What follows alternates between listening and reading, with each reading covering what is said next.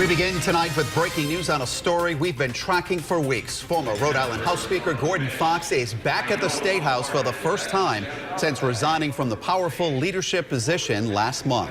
Fox stepped down as Speaker just days after federal and local law enforcement raided his home and office, but opted to finish out his term as state rep.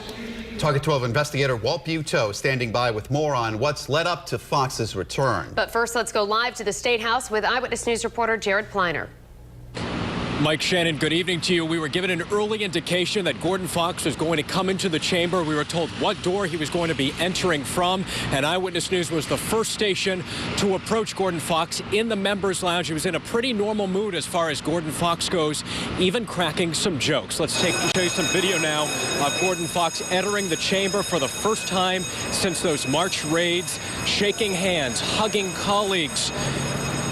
And here now is Gordon Fox, now simply Representative Gordon Fox from Providence. I knew I had to come back. It's the responsible thing to do. It's the right thing to do. And I've been serving this building for 22 years and tried to be very responsible to my constituents, to this institution. It's a different role. And in some ways, it's going back to a role I haven't been in a long time. I mean, I was chairman of finance, majority leader, speaker, to be a rank and file member. You got to go back to 2000, I think. And Mike and Shannon, Gordon Fox tells me by his own count he has missed 12 sessions since those raids, and here his climb to power as he recited that to us. Well, now, Mike and Shannon, he is sitting all the way in the back of the chamber, almost to the door. He tells me he's not even sure as to where he's supposed to park these days. And coming up on Eyewitness News at 6, hear who Gordon Fox says he first visited upon his return to the State House today and how he was received. Live outside the State House with the Providence Mobile Newsroom, I'm Jared Pliner, Eyewitness News.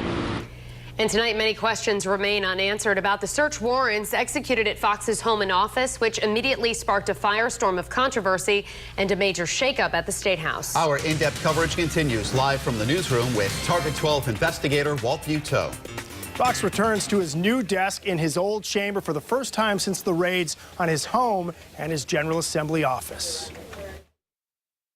The raid on Fox's State House office was more than 5 weeks ago, with state police, FBI, and IRS investigators walking out of that office with several boxes. At this point, they are not offering any details about what they were looking for. But sources told Target 12 investigators are looking into Fox's campaign finance records. Sources also tell us on the morning of March 21st, the day of the raid, state and federal investigators went to Fox's assistant's home in East Providence, and that she told them the documents they wanted were at the State House. Investigators have also contacted the State Board of Elections about Representative Fox, but a board official would not release any details about what investigators are looking for.